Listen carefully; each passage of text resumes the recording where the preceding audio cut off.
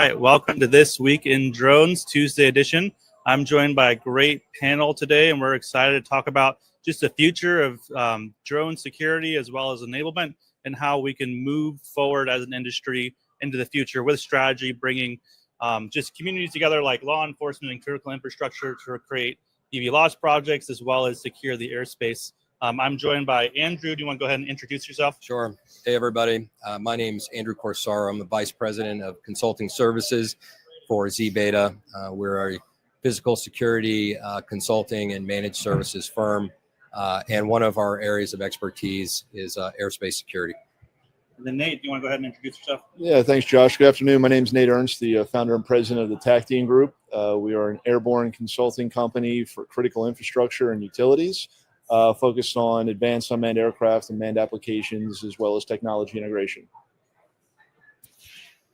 Hi, everybody. Tom Adams, Director of Public Safety for Drone Shield. We are a counter-drone company. We provide solutions for public safety, critical infrastructure, commercial sector, as well as the defense and military sectors. Well, thanks for joining me, everybody. So just to kick off the conversation, I'm going to throw out there a question for you all. It's going to be about just kind of funding. I know right now a lot of folks, whether it be prisons, law enforcement agencies, or anybody, or even critical infrastructure, are trying to find ways so they can get these different sensors and resources and actually afford it. And it can be kind of challenging. So what ways have you all found that, let's say law enforcement agencies have been able to implement these BVLOS projects or even securing different facilities, and how do they find that funding? What's that look like? Well, I'll take this one first, but I can only speak to the commercial side of the house.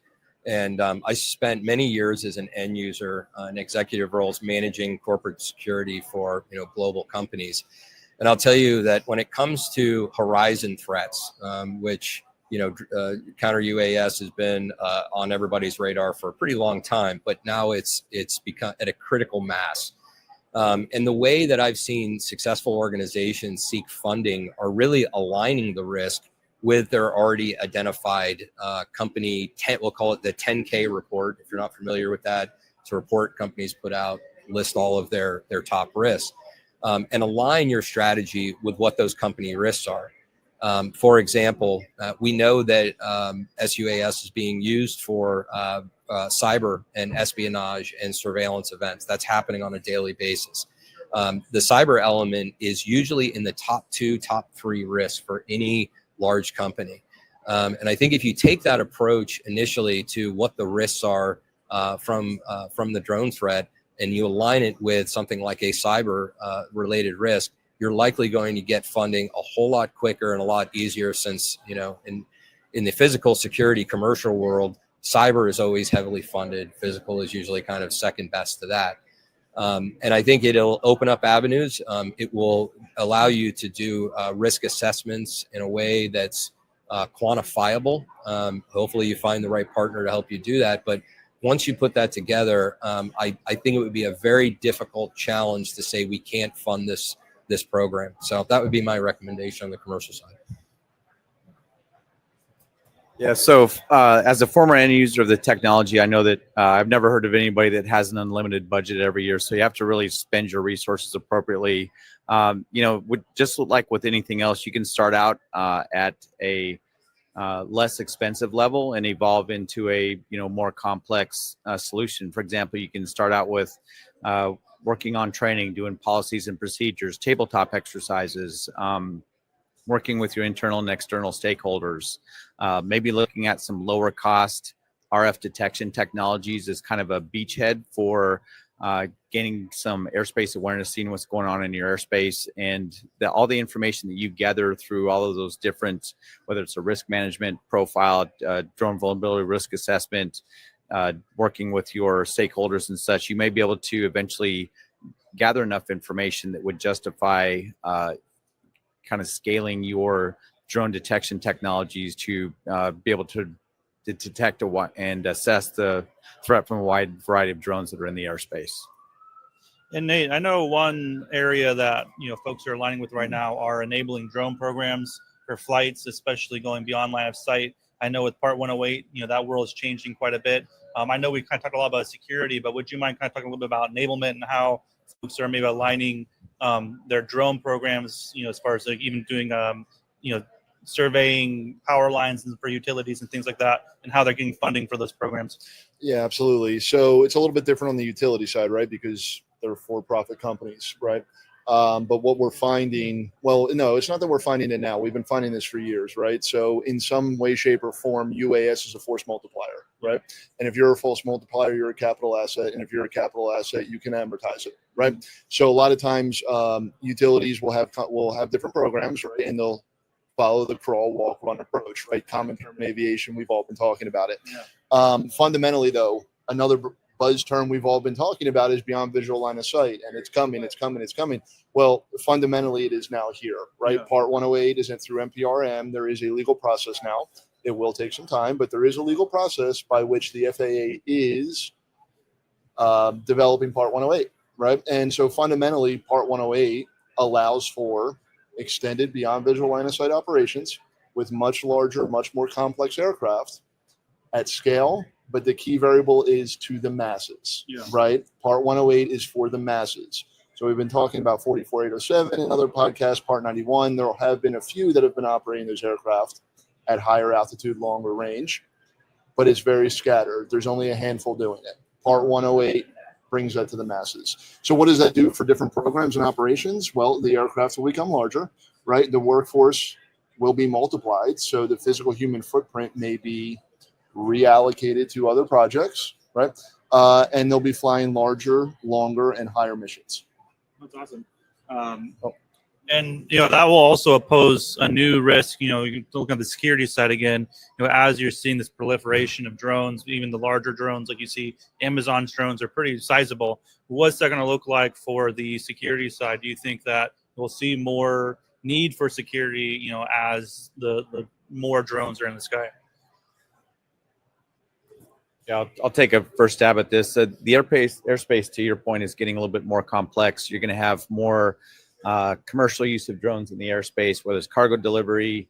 You're going to have some public safety use in the airspace. You're going to have other low-level aircraft, low-altitude aircraft, such as eVTOLs and cargo delivery drones, air taxis, and things like that. And so the airspace is going to get a lot more complicated, which is why you need to have an understanding of what is going on in and around you. You're going to have to deconflict the authorized or normal traffic that's around, and then you're going to have to try to pick out the things that are the anomalies or things that shouldn't be there. And that's going to be really difficult. The only way that you can start to do that is to start getting in information, whether it's information available that's from both crewed and uncrewed aircraft, both cooperative and uncooperative crewed and uncrewed aircraft. And so that's all going to be part of the airspace picture too. You can't just look at drones or nefarious drones, because drones don't tell you if they're nefarious or not. You have to deconflict it and assess that threat based on what else is in the airspace too. So it's at its core, counter-UAS, or the enablement of beyond visual line of sight drone activity. It all goes down to one core component, which is airspace awareness. It's funny when you mention airspace awareness. Actually, the three of us just completed a pretty big project together, and we put some detection equipment up as part of proof of concept for about a month, and the client was absolutely shocked at the amount of drone use in their space, right? So during that period, we were able to really give them a clear picture of what the pattern of life is, and they had absolutely no clue about the numbers of drones that were being flown in and around, even on their site by their own folks. So it was pretty interesting and eye-opening for them just to get a snapshot of that data from, a month long with having some detection equipment up. And going back to the enablement side, is there a risk if, people are not taking airspace awareness seriously and, getting layer detection out there, regulating that space, the low-level airspace? Is there a risk that if there is some, tragic accident or something like that, there could be, like bans put on drones, or is the market at this point, there's just so much momentum behind it that there's nothing that could, public awareness and public support might not matter, as we move forward? Or could there be an event that turns public against drones enough to where it could hurt? Oh, 100%. I mean, 100%, right? And I think it was either yesterday or this morning, I saw an article. There was recently a drone sighting event in Denmark, right? Yeah. The entire Denmark airspace is shut down for all drone activities. right? So the entire country has put a ban on drones. How long does that last? I mean, it's anyone's guess, right? But there's always going to be a threat, right? And it's really interesting what Andrew said, how the customer had no idea over a 30-day period how many aircrafts were in their airspace. Unmanned aircraft, right? I'm willing to bet that 99.9% of them were the 107 less than 55-pound aircraft. What happens when regulation says, hey, commercial industry, you're allowed to apply a 1,300-pound aircraft and everything in between? The detections at some level, and I would willing to bet is exponential, will be exploding in number of aircraft in that customer's airspace. But do you think like the precipitating event though, like I kind of see there being like a commercial aircraft incident involving the SUAS that really kind of very publicly shows the risks. And I think something like that could absolutely, impact some of the laws in the future. I'm going to give it to Tom here in a second, but I actually wanted to say this on our discussion earlier today.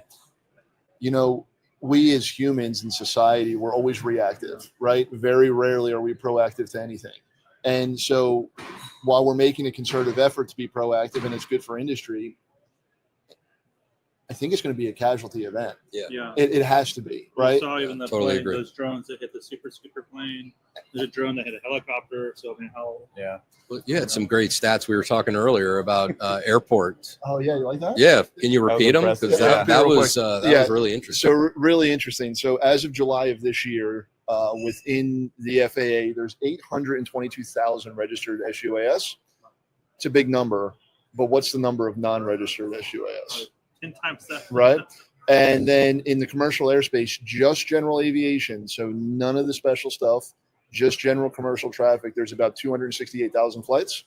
And each one of those planes enters low altitude airspace at least twice every day. Yeah. So that's 500,000 aircraft in the same airspace as SUAS every single day, just in the United States. That's terrifying.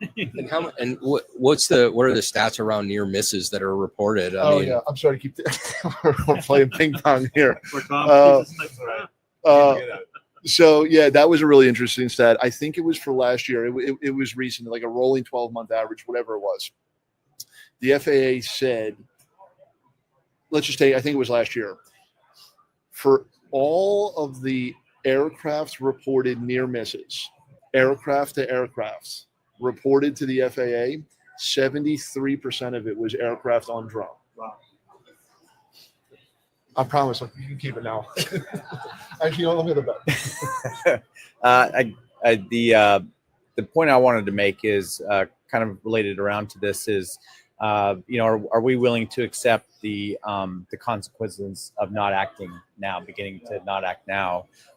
As an example, talking about the aviation industry, if you have a verified drone that's impacting Atlanta Hartsfield or JFK or name your major Core 30 airport, that has ripple effects that go around the world, and it costs a lot of money. So even though there is some investment in some of these technologies, if you're not willing to invest in accept the risk of potentially your operations being shut down for hours, days, weeks, whatever. Yeah. So that can have a huge impact. And I think, some airports, it's probably over $1 million an hour impact, but it has a ripple effect around the world in some of these major airports. So I think that's something we should look at too, is what are the costs of not acting? And are we willing to accept the operational shutdowns of critical infrastructure, airports, you name it? I think that's something we should be talking about also. I can't tell a fib. On my way here, I was watching the flight tracker info on the screen, and as soon as we hit 400 feet, I was like, okay, come on. Like that's the way my head thinks now. It's crazy. Yeah.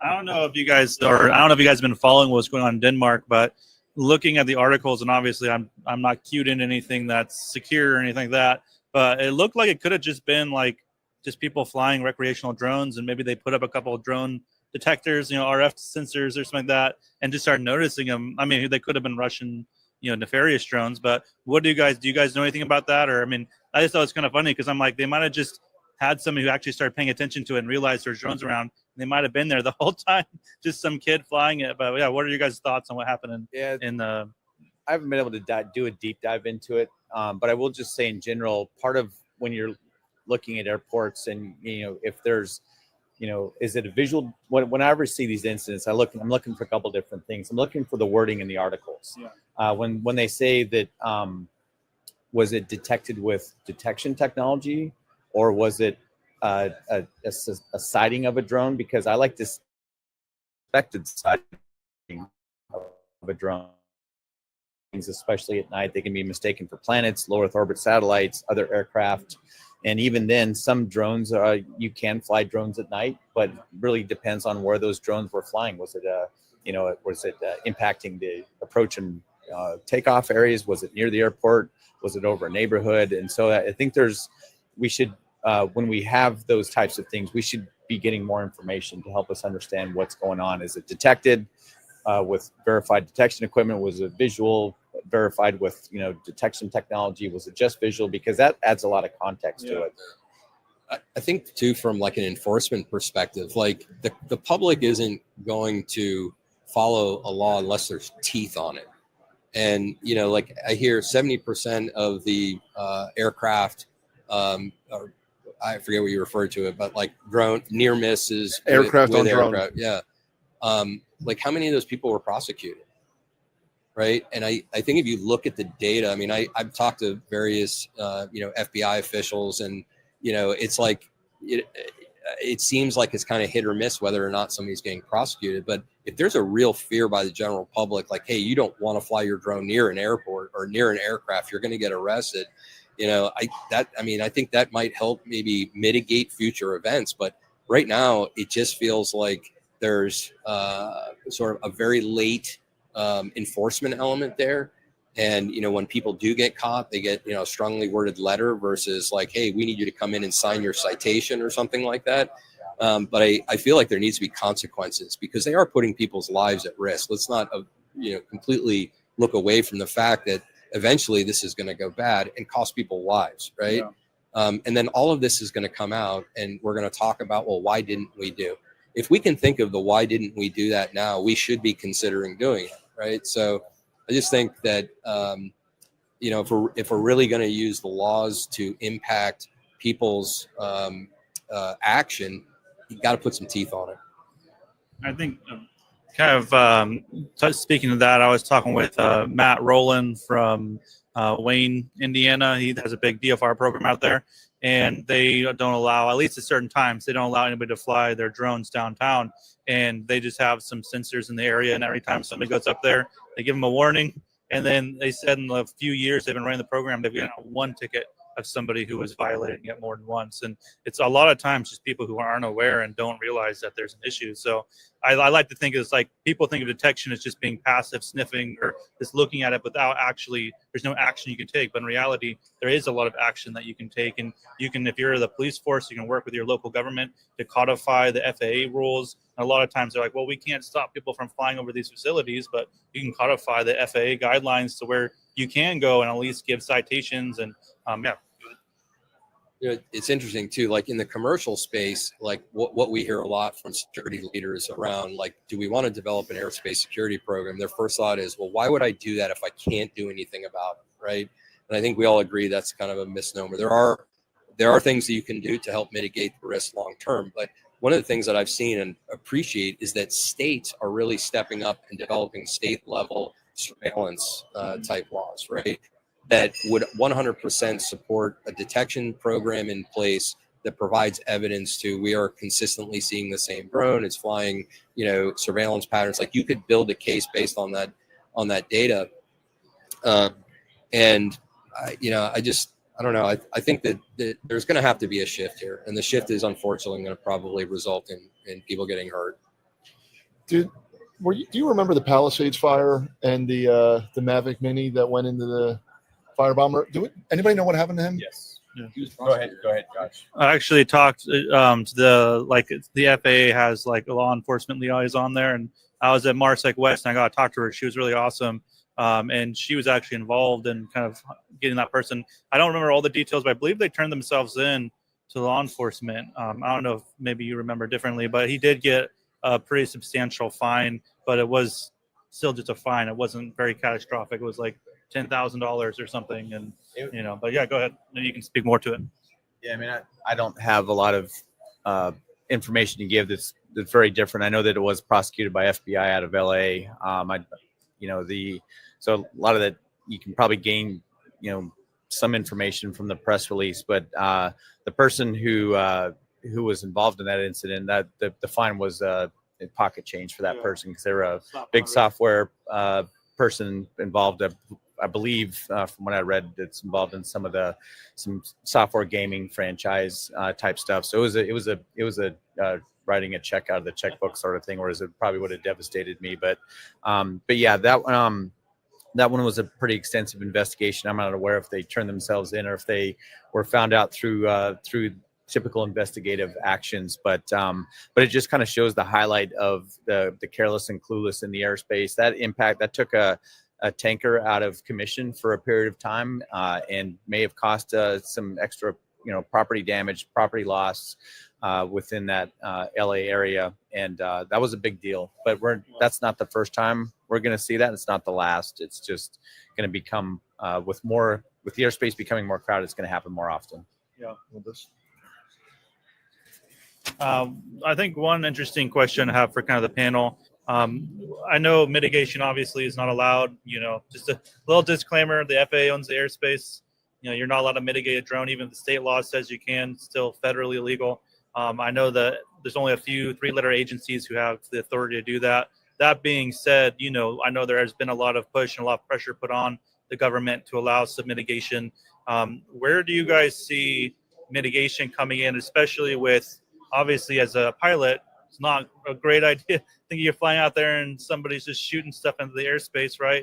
But as critical infrastructure, you don't want to, or police or prisons, you also don't want to leave your facilities exposed to, potential threats. So how do you guys see the rolling out of mitigation with also keeping the airspace safe, as the FAA's goal is?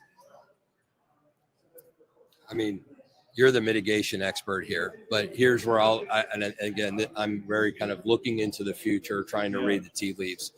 I mean, I think there are mitigation options out there that are less intrusive into the airspace spectrum and less dangerous to anything else in the airspace. I'm a personal fan of interceptor drones, only because, you're going to capture whatever it is so you can exploit it later. And obviously it's a kinetic effect, but it's not impacting the airspace around it.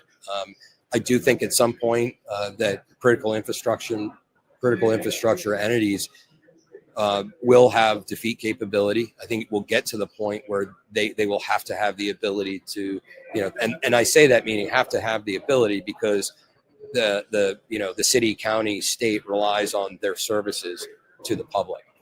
I don't obviously know a timeline on that, but I do feel like that's probably going to be likely managed maybe at the state and local level as an enforcement policy.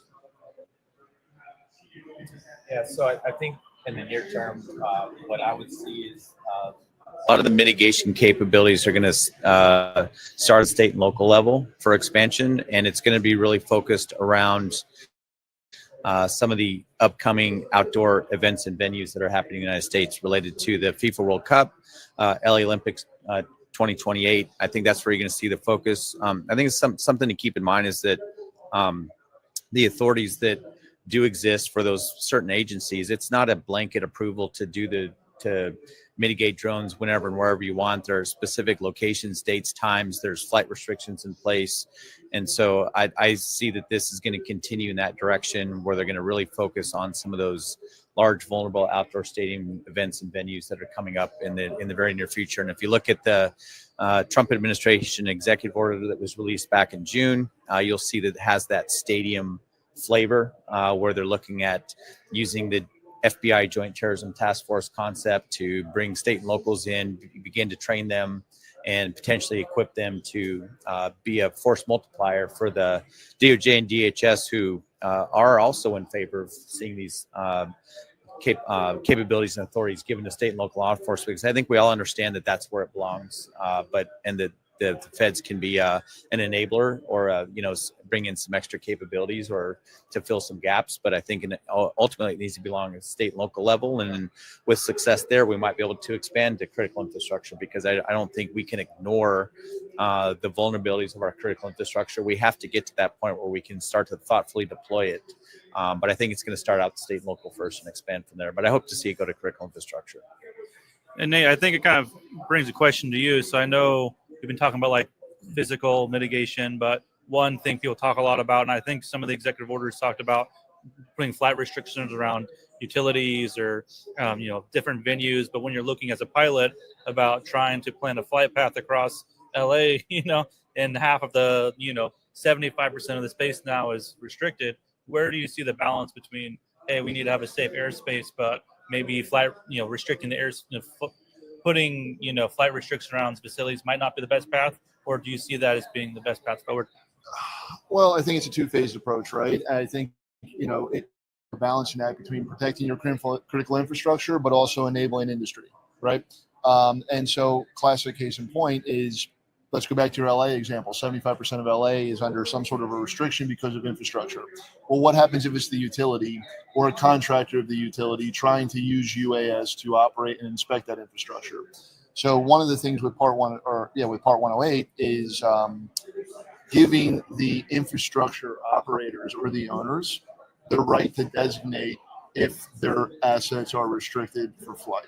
Right. So this is kind of a balance between protection of your asset, but still allowing the industry to thrive by letting the right people operate over those assets versus not.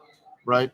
Nonetheless, it's going to be challenging. I mean, if you're in LA, let's take, for example, and 75% of the city is restricted, and you're in the cinematography business and you're trying to fly an aircraft, well, then you're going to have a little bit of a challenge. Right? Or Amazon Prime or Amazon Prime. Absolutely. So things like that, I think, will have to get ironed out. But giving the operators, the utilities, the right to designate their own airspaces, that's what the FAA is trying to do to mitigate that. And as curiosity, just for the panel, as you see kind of the cheddar cheese approach where you have just a lot of, flight restrictions or a more open airspace, could there come a situation where you have just these large facilities that own a lot of real estate essentially giving, like, let's say, a big utility, owns 25% of LA, so they control most of the flight paths. So they let their drones, like, well, generally there's a flight restriction, but we'll let our drones fly, and then we'll let Amazon drones fly, where we're almost privatizing the airspace. Do you see that as a risk factor where, if they do allow kind of, flight restrictions at discretion, could there come a situation where they give green lights to some people, but then deny other people, or is that maybe not what would it look like? That's an interesting concept. I never really thought about it, where you might have right-of-way access over airspace and somebody could privatize or put a toll on it. There's actually a company out there, I can't remember what it was. It was looking at building a concept where you'd have tollways over your airspace. But I used to follow them on LinkedIn, but I hardly get on LinkedIn anymore. But yeah, I mean, that brings up an interesting concept is the FAA regulates and controls the airspace, and so that'll bring up some interesting conversations for sure. But I think one of the key things is, as you have these airspace restricted areas, there's what's going to be the process to request permission to fly over some of that restricted airspace, and who's going to get notified, and who's going to be part of that approval process. Is it just the FAA? Is it the FAA and the entity that requested the flight restriction over the airspace through the whatever process is set up? So I think that's maybe part of what is delaying getting that out, is there's a lot of complications in there. What are the penalties if you fly over that restricted airspace and you don't have permission to be there? Who's going to enforce that? So I think there's a lot of things that have yet to be figured out. These are problems that we're going to have to start to resolve and work through. We're probably going to end up figuring it out under fire. Like, I feel like that's kind of the direction we have an idea, but until the event happens that demands an immediate change or response, I kind of feel like we're all stuck in a gray area where everyone's not going to be on the same page. There's going to be a lot of competing ideas there. Yeah, and we're kind of starting to wrap up here soon, but just to open up the panel, were there any other kind of comments or things that you think would be valuable to add to the conversation kind of before we wrap up about security, flight enablement, or, kind of maybe how we should be thinking about mitigation in the future, as far as what that technology might look like. Thinking. So am I. I'll fill the gap while you guys are thinking out. I would say, I guess one message that I would like to put out is a lot of people focus on the ability to defeat drones as their primary method. They kind of, I think you're really putting the cart before the horse. As Andrew's mentioned and Nate's mentioned, there's so many other things you can be doing to kind of get to that point. And it's not something that most people are going to be able to do anyway. So, risk assessment, policies and procedures, training, getting some technology out to assess what's going on in the airspace and to start to inform you as to what the risk is and to see what's happening so that you can begin to start to do some very thoughtful fact-based planning and getting ready for what we know is coming. So, the time to start is now. If you have an incident over your facility and your CEO or your boss is calling you and, hey, what are we doing? It's probably too late at that point if you don't have something in place. And you can't say that you didn't know about it. It's just that you chose not to take any steps. Start somewhere. Start with a risk assessment at least. Build some user requirements. Find some people that you feel are reputable and you can trust. Will give you some great information to help you understand the threat, because this is something that we're all learning about. And there's, I've been doing this for a while. I haven't met an expert yet. So we're all trying to figure it out, learn from each other. I gain new perspectives every time I come to a conference or have a chance to talk to people. So just get out there, talk, ask questions. Don't be afraid to put. I'll add to that. In the commercial space, I think it's really important for security practitioners to just validate the fact that airspace is the new domain when it comes to physical security. I mean, we spend a lot of time, effort, and money securing our perimeters, right? If you look at any critical infrastructure, it's got guards, gates, fences, guns, brick walls, bollards, right? Because we knew for all these years that the threats to the organization from an unauthorized access perspective are going to happen from the ground. The world has changed. And I think we, as security practitioners, we have to include the airspace as another domain that's equally as important as your perimeter. And that means finding companies, consulting firms, or whoever you might use internally to do site risk assessments to learn what they can, learn a lot about the threat, but include that in your assessments. And I think the risk will present itself at that point. I think my comment would be actually to add on to what Andrew was saying, right? So Andrew's talking about how you get involved in the industry and you do your risk assessment, you understand the different types of capabilities. From an aviation enablement perspective, the security industry just became that much more complex, right? And because we look at, and I keep talking about Part 108 and what that means, Counter-UAS is meant to detect your adversary or your rogue aircraft or somebody that shouldn't be there. The overwhelming majority of them have been one type of aircraft, right?